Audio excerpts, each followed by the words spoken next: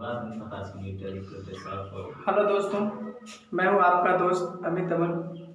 आप लोगों का स्वागत है हमारे YouTube चैनल मैथमेटिक्स जोन में। आज हम लोग भूगोल के एक महत्वपूर्ण टॉपिक ग्लोब को पढ़ने जा रहे हैं।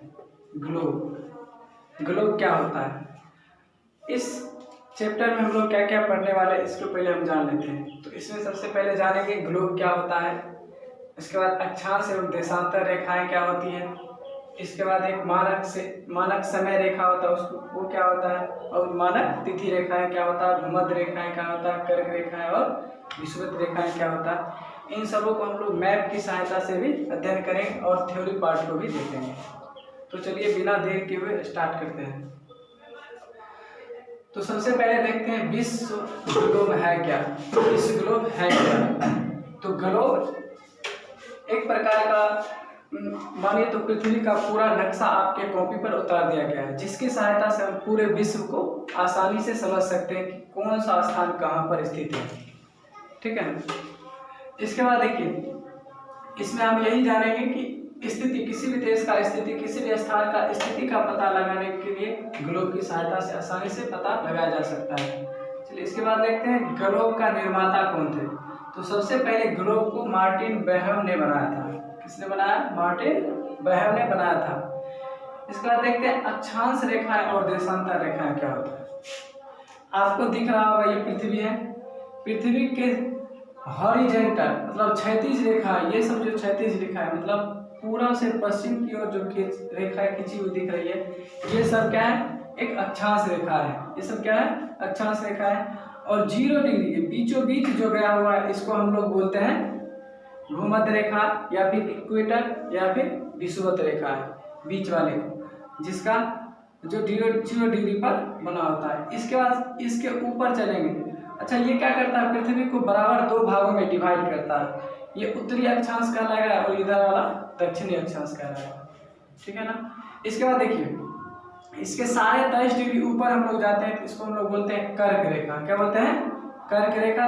और 23.5 डिग्री नीचे आएंगे तो इसको बोलते हैं मकर रेखा। फिर उसी प्रकार 66.5 डिग्री ऊपर जाएंगे तो उसको आर्कटिक रेखा या फिर उत्तर ध्रुवीय रेखा बोलते हैं। और नीचे 66.5 डिग्री आएंगे तो अंटार्कटिक या फिर दक्षिणी ध्रुवीय रेखा बोला जाता है। इसके बाद आपको इस प्रकार की रेखा दिख रहा है जो कि लंबवत है, वर्टिकल है। इन सभी रेखाओं को हम लोग क्या बोलते हैं? देशांतर रेखा। इनको क्या बोलेंगे? देशांतर रेखा। ये सभी रेखा जितना भी आपको ग्लोब में दिख रहा है ये सभी काल्पनिक रेखा है। कौन सी रेखा है? काल्पनिक। ये ऐसा नहीं है कि कहीं पीछे में पृथ्वी होगा ना उसके बीचे बीच रोड बनाया होगा, ऐसा नहीं है। ये सिर्फ रेखा है जिसकी सहायता से हम समझते हैं कि पृथ्वी कि कौन कौन से भाग है, बटा हुआ पूरे पार्ट में बांट दिया है। जिससे जिस तरह भारत का नक्शा देखेगा तो बोला जाता है भारत जो है उत्तरी एवं पूर्वी गोलार्ध में। कहाँ पर है? उत्तरी एवं पूर्वी, मतलब अक्षांशीय रूप से उत्तर में और देशांतरीय रूप से पूर्वी भाग में यहाँ पर स्थित है भारत। ठीक है, अब हम लोग देखते हैं प्रैक्टिकली। आप इस तरह से हम जानते हैं कि इस तरह से पूरा क्या है? पृथ्वी है। और आप देख रहे हैं इसके बीचों बीच एक रेखा खींचा हुआ है ना। इस तरह से जो रेखा खींचा हुआ एक बड़ा वृत्त का निर्माण करता है, वृत्त बन रहा है चारों साइड से। इसको बोलते हैं हम लोग इक्वेटर या फिर भूमध्य रेखा। इसके बाद आप सीधे ऊपर जाइएगा, इससे जस्ट ऊपर जाएगा तो ये हुआ कर्क रेखा है। फिर नीचे आएगा तो मकर रेखा। फिर उससे और ऊपर जाएगा 66.5 डिग्री पे आर्कटिक रेखा। और नीचे आइएगा तो क्या बनेगा? अंटार्कटिक रेखा। ठीक है, ये सब वृत्त का निर्माण करता है। तो कभी कभार क्वेश्चन पूछ दिया जाता है कि सबसे बड़ी अक्षांश रेखा कौन सा होगा? तो सबसे बड़ी अक्षांश रेखा बीच वाला ही होगा ना। देखिए तो कौन होगा? विषुवत रेखा। और ये सबसे बड़ा वृत्त का भी निर्माण करता है। इसके बाद ऊपर से नीचे इस तरह से जो जितने रेखाएं खींचा हुआ दिख रहा है चारों ओर मिलाया हुआ, ये सब क्या कहलाता है? देशांतर रेखा है। आपको समझ में आ गया यहाँ तक? चलिए इसके बाद देखते हैं कि अक्षांश रेखाएं की विशेषता क्या है और देशांतर रेखाएं की विशेषता क्या है। अक्षांश रेखा की विशेषता पहला है कि स्थान की स्थिति को दर्शाना। ये किसी भी स्थान की स्थिति को दर्शाता है कि किस स्थान पर कौन सा देश है। ठीक है, या फिर कोई स्थान है। इसके बाद देखिए 2 अक्षांश रेखाओं के बीच की दूरी आपको दिख रहा है, ये वाला रेखा। इसके बाद फिर 1 डिग्री पर होगा, फिर 2 डिग्री पर इस तरह से जाएगा ना। तो 2 अक्षांश रेखाओं के बीच की दूरी कितना होता है? 111.13 किलोमीटर, 111.13 किलोमीटर होता है दो अक्षांश रेखाओं के बीच की दूरी।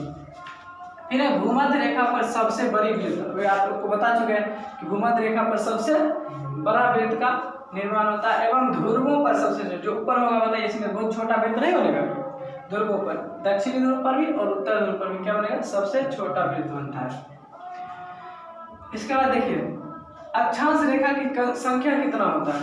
अक्षांश रेखा की टोटल संख्या जो होता है 181 होता है। कितना होता है, 181। आप देखिए 0 डिग्री से ऊपर जाएगा 1 2 3 4 5 6 7 8 उसी तरह ऊपर जितना जाएगा 90 तक। ऊपर कितना है 90 तक और नीचे भी है 90 तक। तो 90 + 90 लिखा हुआ है, 90 + 90 और एक बीच वाला ये रेखा है ना भूमध्य रेखा, तो कितना हुआ 181। टोटल अक्षांश रेखा कितना है 181 और सभी अक्षांश रेखाओं के बीच की अधिक दूरी कितना होगा, दूरी कितना होगा 111.13 किलोमीटर। इसके बाद एक चीज और देखिए, दो अक्षांश रेखाओं के बीच में जब कुछ ना कुछ स्पेस होगा, क्षेत्र घिरा होगा ना, जैसे मान लीजिए यहाँ पर ये क्षेत्र घिरा हुआ है यहाँ से यहाँ तक, दो अक्षांश रेखाओं के बीच का जो क्षेत्र होता है उसको हम लोग कटिबंध बोलते हैं। क्या बोलते हैं, कटिबंध। सुनते होगा नाम कभी कभी, उत्तरी कटिबंध, दक्षिणी कटिबंध। ये होता है दो अक्षांश रेखाओं के बीच की दूरी को हम बीच है ना, दो अक्षांश रेखा के बीच जो क्षेत्र घिरा होता है हम लोग उसको क्या बोलते हैं, कटिबंध बोलते हैं। इसके बाद देखिए भूमध्य रेखा, पांचवा भूमध्य रेखा पर सबसे बड़ी अक्षांश रेखा है, इसे बृहद वृत्त भी कहा जाता है। इसे बृहद वृत्त, आप लोग जानते हैं सबसे बड़ा वृत्त होता था, तुरंत बताया इस पर, इसलिए इसको बृहद वृत्त भी बोलते हैं। तथा यहाँ दिन और रात क्या होते हैं, बराबर होते हैं। इस पर जितने भी देश होंगे वहाँ पे क्या होगा, दिन और रात हमेशा क्या होगा, बराबर होगा। चलिए इसके बाद देखते हैं इक्वेटर जो है पृथ्वी को दो बराबर भाग में बांटते हैं। ये तो बता ही चुके हैं कि उत्तरी ध्रुव ये दो बराबर भाग में बांटा है, पृथ्वी को दो बराबर भाग में बांटता है। चलिए इसके बाद देखते हैं देशांतर रेखा है क्या है। देशांतर रेखा बताएं कि पृथ्वी को पूरे इस तरह से घुमा के, देखिए ये पूरे इस तरह से पूरे मिला हुआ है, इस तरह से टोटल चारों साइड। यहाँ पर नीचे में केंद्र है, ऊपर में भी उत्तरी ध्रुव है और चारों साइड बना हुआ, और प्रत्येक की दूरी बीच के क्या है, बराबर है। प्रत्येक के बीच की दूरी क्या है, बराबर। तो देखिए पहला विशेषता क्या है कि प्रधान याम्योत्तर या फिर बोलिए 0 डिग्री देशांतर, किसी एक को इसको मान लीजिए एक, क्या ये सब आपस में बराबर होता है, किसी एक को एक मानिए, ठीक है ना, इस तरह से पूरा चारों, जिस तरह तरबूज में होता है खींचा हुआ है ना, उसी तरह एक प्रधान याम्योत्तर जो कि 0 डिग्री देशांतर, ठीक है। इसको माना गया है कि एक ग्रीनविच रेखा है, ठीक, ग्रीनविच रेखा है जो कि लंदन के ग्रीनविच शहर से गुजरता है, उसको माना है 0 डिग्री देशांतर रेखा, जिसको हम लोग क्या बोलते हैं, प्रधान याम्योत्तर। क्या बोलते हैं, प्रधान याम्योत्तर। वो प्रशांत महासागर से, ये वाला जो है ना, ये वाला हाईलाइटेड क्या हुआ, इसको मानते हैं 0 डिग्री देशांतर या फिर हम लोग बोलेंगे प्रधान याम्योत्तर, जो कि प्रशांत महासागर के बीचों बीच गुजरता है, ठीक है, प्रशांत महासागर के बीचों बीच, और ग्रीनविच शहर से गुजरता है, इंग्लैंड के ग्रीनविच शहर से गुजरता है। और यही समय रेखा को बताता है, वही क्या है, समय रेखा है। और वही जो क्या है, जो ग्रीनविच रेखा है था, ग्रीनविच वही समय, मानक समय रेखा को दर्शाता है। वहाँ पे अगर मान लीजिए मानक से समय रेखा पर 12 बज रहा होगा, तो उस समय हमारे यहाँ कितना बजता होगा। तो जितने भी हम लोग दूर जाते हैं इस तरह से आगे बढ़ते जाते हैं तो +4 मिनट बढ़ते जाता है। कितना मिनट बढ़ते जाता है, 4 मिनट बढ़ते जाता है। इधर जाएगा 4 मिनट बढ़ेगा, फिर इधर जाएंगे तो 4 मिनट घटते जाता है। 4 मिनट क्या होते जाता है, घटते। इधर जितना भी देश होगा, देखिए यहाँ पर हम जानते हैं इंग्लैंड है, ठीक है, इंग्लैंड के बाद इधर जितना जाइएगा 4-4 मिनट बढ़ते जाएगा प्रत्येक मिनट पे, ठीक है, प्रत्येक मिनट। तो उस तरह अगर आप लोग जोड़िएगा, ठीक है, तो हम जानते हैं कि भारत का ग्रीनविच जोन कितना है, भारत का समय जोन कितना है, वह इलाहाबाद के नैनी में 82.5 डिग्री, कितना है, 82.5 डिग्री। जो इलाहाबाद के भारत का मानक समय रेखा कहाँ से गुजरता है, इलाहाबाद के नैनी से, इलाहाबाद के नैनी से, इलाहाबाद नैनी से गुजरता है भारत का मानक समय रेखा, ठीक है, भारत का मानक समय रेखा। और विश्व का मानक समय रेखा कहाँ से गुजरता है, इलाहाबाद के नैनी से गुजरता है, ठीक है, इलाहाबाद के नैनी से गुजरता है। हमारे देखिए यह है 82.5 डिग्री। आप जब अभी बोले थे कि प्रत्येक एक डिग्री पे 4-4 मिनट बढ़ते जाता है, 4-4 मिनट बढ़ते जाता है, तो आप इसको जब हल करिएगा तो हमारे भारत का जो है ना, भारत का समय जो उस समय कितना, अगर यहाँ 12 बज रहा होता है तो वहाँ हो जाता है 5.5 मिनट ज़्यादा, 5.5 घंटा ज़्यादा हो जाता है। इसको गुना करिएगा 4 से, ठीक है, 4 से गुना करके फिर 60 से भाग दीजिएगा तब तो घंटा में बदलेगा, क्योंकि गुना करिएगा तो पूरा मिनट में आएगा सर। और जैसे उसको 60 से भाग दीजिएगा तो कितना आएगा, 5.5 घंटा।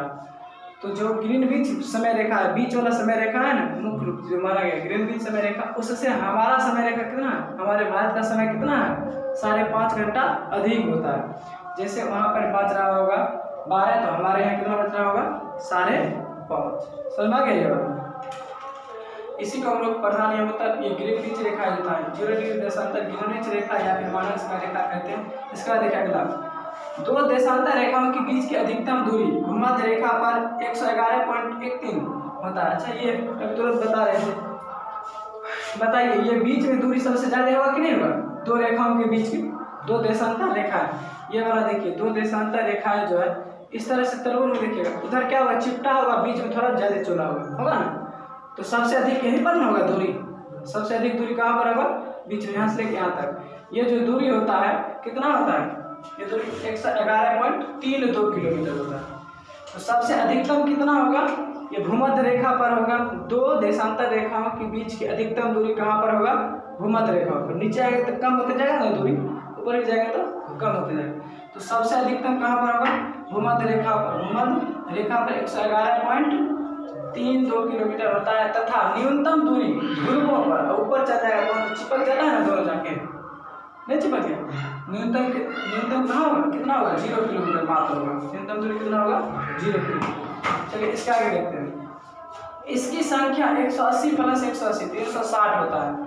ये वाला जाएगा ना, इधर भी 180 होता है और इधर भी 180। अभी जो बताए थे इस पर बढ़ते हैं दोनों साइड कितना होगा, बीचों बीच बढ़ेगा ना, तो दोनों साइड कितना होता है, 180 और 180।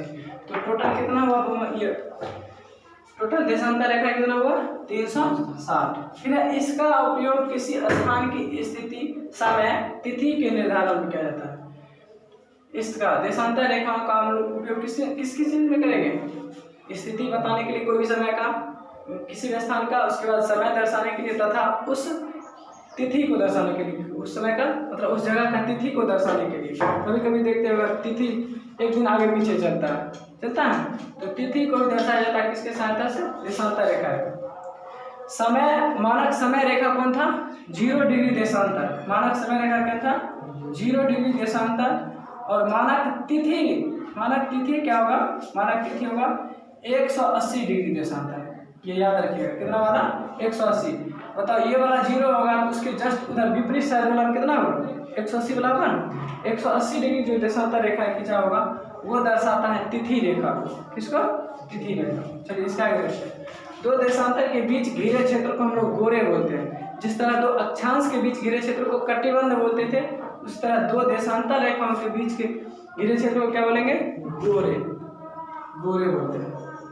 इसके बाद सभी देशांतर रेखा की लंबाई बराबर, बताइए सब लंबाई बराबर है ना, क्योंकि बीचे बीच खींचा होता है ऊपर से नीचे तक ऐसे गोल है ना, तरबूज में देखता है लकीर, तो सब क्या होता है, बराबर होता है। तो सभी देशांतर रेखाओं की लंबाई क्या होगी, बराबर होगी। इसके बाद देखिए, या उत्तर से दक्षिण की दिशा में खींची है ना, उत्तर से दक्षिण, नॉर्थ से साउथ खींचा हुआ होता था। अक्षांश रेखा पूर्व से पश्चिम, अक्षांश रेखा कहाँ से, पूर्व से पश्चिम, और देशांतर रेखा है उत्तर से दक्षिण की ओर खींचा होता है।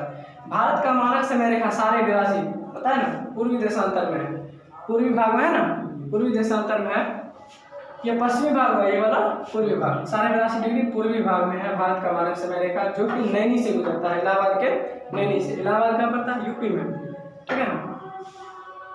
इसके बाद उत्तर प्रदेश के नैनी इलाहाबाद से गुजरती है, तथा भारत का समय 5.5 घंटा अधिक होता है। ग्रीनविच समय से कितना अधिक होता है, 5.5 घंटा अधिक होता है। तो आप लोग को ये वीडियो अच्छा लगा, अगर होगा तो लाइक कीजिएगा और हमें सपोर्ट करते रहिए। धन्यवाद।